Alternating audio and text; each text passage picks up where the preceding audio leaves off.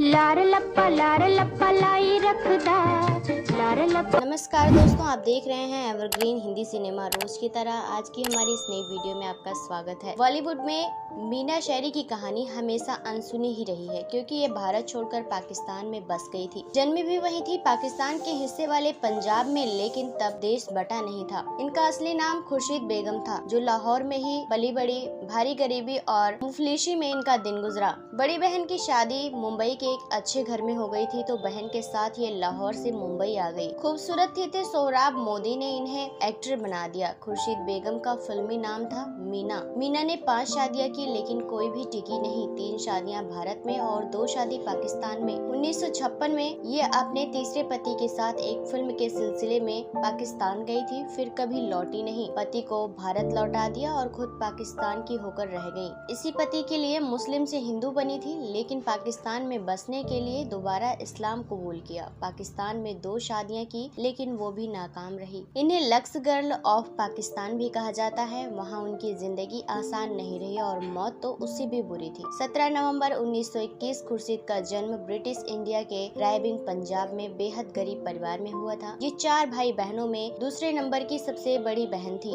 जमींदार खानदान से इनका ताल्लुक रहा, लेकिन जब पिता की सारी संपत्ति छिन गई तो इनके पास कमाई का कोई जरिया नहीं था। फिरोजपुर में इनके पिता ने चंद बिजनेस में हाथ आजमाया, लेकिन हर बार नाकामयाबी ही हाथ लगी। खुर्शीद बेहद छोटी थी जब पिता रंगाई के बिजनेस के लिए लाहौर शिफ्ट हो गए थे, लेकिन यहाँ भी बिजनेस डूब गया। आर्थिक तंगी से तंग आकर पिता और माँ बहनों को खूब पीटा करते थे। पिता ने खुर्शीद की बड़ी बहन वजीर बेगम की शादी एक सेटल लड़के से करवा दी थी, जिसके बाद वो बॉम्बे आकर बस गई। चंद सालों बाद जब पिता ने जुल्म बढ़ाने लगे तो बड़ी बहन वजीरा ने खुर्शीद के लिए लड़का ढूंढने की मनसा से उसे और माँ को भी अपने साथ रहने के लिए बुला लिया। मीना को हमेशा से ही अभिनय का शौक रहा, लेकिन मुस्लिम परिवार से ताल्लुक रखने की वजह से वह परिवार उनके खिलाफ रहता था। एक दोस्त की मदद से मीना ने पिता से छिपते हुए लैला मजनू पर बने प्ले में हिस्सा ले लिया और लैला का रोल निभाया। 12 साल की मीना जैसे ही स्टेज पर परफॉर्म करने पहुंची, पिता को उनकी भनक लग गई। पिता गुस्से में उन्हें चलती परफॉर्म से खींच लाए। मीना का अभिनय इतना दमदार था कि उन्हें अधूरी परफॉर्म के बावजूद कई नाटकों के ऑफर मिल रहे थे। घर में एक समय ऐसी तंगी आई कि पिता ने मीना को कोलकाता में एक प्ले की इजाजत दे दी,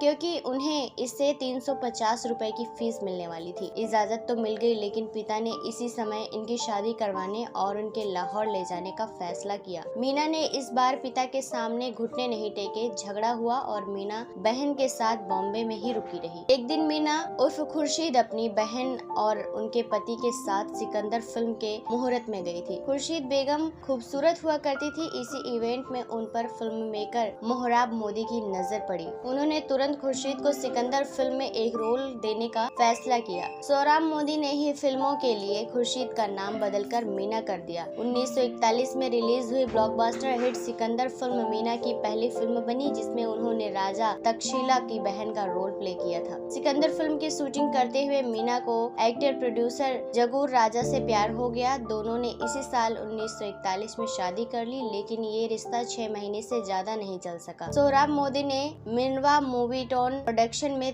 बनी 3 और फिल्मों फिर मिलेंगे, पृथ्वी, पल्लव और पत्थरों का सौदागर में भी मीना ने साइड लीड बनकर काम किया था। मीना ने सोहराब के प्रोडक्शन से कॉन्ट्रैक्ट साइन करवा लिया। ऐसे में उन पर दूसरे प्रोडक्शन की फिल्में साइन करने का पाबंदी लग गई थी। कॉन्ट्रैक्ट के तहत मीना को हर महीने 650 रुपए की फीस मिला करती थी। इसी साल लाहौर के रूप में शेरी मीना को लेकर शालीमार फिल्म बनाने के लिए बॉम्बे आए, लेकिन कॉन्ट्रैक्ट के चलते मीना को वो फिल्म नहीं कर सकी। रूप के शेरी वापस लाहौर जाकर अपना बिजनेस करने लगे। खुर्शीद काम के सिलसिले में लाहौर गई, जहां उन्होंने दलसुख पंचोली की 2 फिल्में, शहर से भी दूर और अरसी साइन कर ली। जैसे ही ये बात की भनक सोहराब मोदी को लगी तो उन्होंने मीना के खिलाफ कानूनी लड़ाई शुरू कर दी, कोर्ट में केस कर दिया और मीना पर 3 लाख रुपए का जुर्माना लगा दिया। दरअसल उस जमाने में हर कॉन्ट्रैक्ट 1 साल का होता था, लेकिन मीना के अनपढ़ होने का फायदा उठाते हुए सोहराब मोदी ने उनसे 3 साल का कॉन्ट्रैक्ट बनवा लिया था। कॉन्ट्रैक्ट रद्द करने के लिए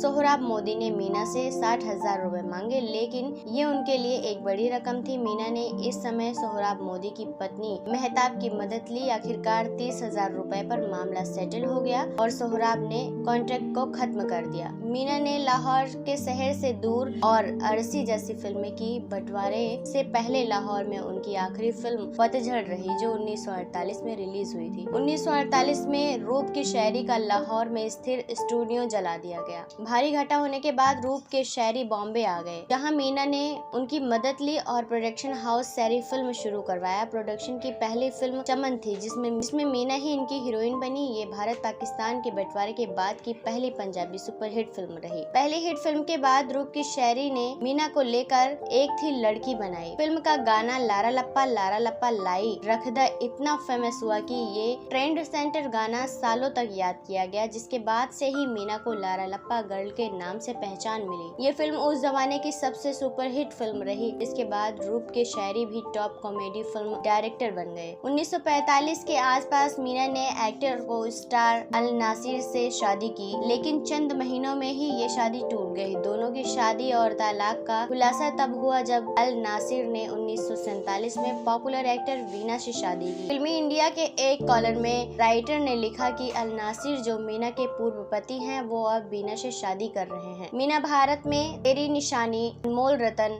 ढोलक, 1 2 3 जैसी कई फिल्मों में नजर आ चुकी हैं। रूप के शायरी के साथ काम करते हुए मीना ने उन्हीं से तीसरी शादी की और धर्म बदलकर हिंदू बन गई। ये शादी कब हुई इसकी तो कोई पुख्ता जानकारी नहीं है, लेकिन ये करीब 7-8 सालों तक चली। रूप के शायरी से शादी के दौरान ही मीना सबसे सक्सेसफुल एक्टर रही थी। ये पहली बार था कि जब मीना की शादी की जानकारी सार्वजनिक तौर पर बाहर आई और उन्होंने अपने नाम में पति का सरनेम जोड़ा। रूप के शायरी और मीना को पाकिस्तान फिल्म प्रोड्यूसर जेसी आनंद ने मिस फिल्म बनाने के लिए इंडिया से पाकिस्तान बुलाया। दोनों गए भी और फिल्म बनी और रही हिट। लेकिन जब वापसी का समय आया तो पाकिस्तान में अपना रुतबा देखकर मीना ने रूप के शायरी के साथ लौटने से इनकार कर दिया। रूप मीना को छोड़कर अकेले वापस आए और दोनों की शादी टूट गई। पाकिस्तान में बसते ही मीना ने दोबारा इस्लाम कबूल कर लिया। पाकिस्तानी फिल्मों में काम करते हुए मीना ने प्रोड्यूसर रजा मीर से चौथी शादी कर ली, लेकिन ये भी टूट गई। कारण और साल की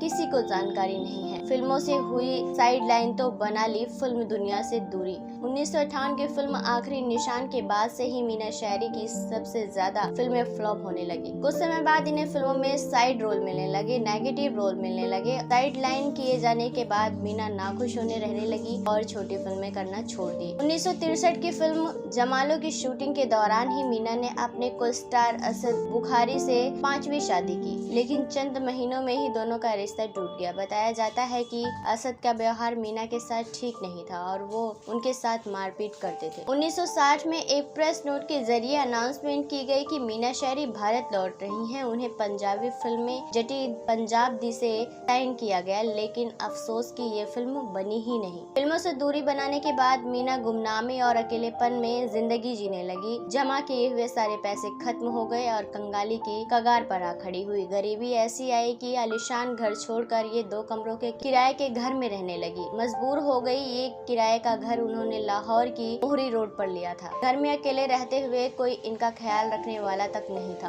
5वीं शादी टूटने के बाद और कंगाली के दौर में मीना भारत आई। कहा जाता है कि मीना के तीसरे पूर्व पति रूप के शायरी उनसे बेहद प्यार करते थे। जैसे ही मीना भारत लौटी और जैसे ही रूप के शायरी को उनकी आर्थिक तंगी की जानकारी मिली तो उन्होंने बिना मीना को बताए गुपचुप तरीके से उनकी आर्थिक मदद की। मीना बेहद स्वाभिमानी थी। अगर उन्हें इस बात की खबर होती तो कभी मदद न लेती। 1973 में रूप के शायरी का निधन हो गया और मीना को पैसे मिलने बंद हो गए। चंद मौकों पर मीना ने खुद को हरे भरे पेड़ों के बीच नजर आने वाला ऐसा सूखा पेड़ बताया जिसमें सब काटने और जलाने की कोशिश करते हैं। 3 सितंबर 1989 को अकेलेपन में मीना ने दम तोड़ दिया। न कोई अंतिम संस्कार करने वाला था और न इनकी जिम्मेदारी लेने वाला। आखिरकार चंद पड़ोसियों ने चंदा इकट्ठा करके इनका अंतिम संस्कार कर दिया। वेल दोस्तों, आप क्या कहना चाहेंगे? इतनी बड़ी अदाकारा होने के बावजूद भी इनका अंतिम दौर इतना बुरा रहा। आप अपनी राय हमें कमेंट बॉक्स में कमेंट करके जरूर बताएं। साथ ही तमाम ऐसी और अपडेट्स को पाने के लिए आप हमारे चैनल को सब्सक्राइब करना ना भूलें।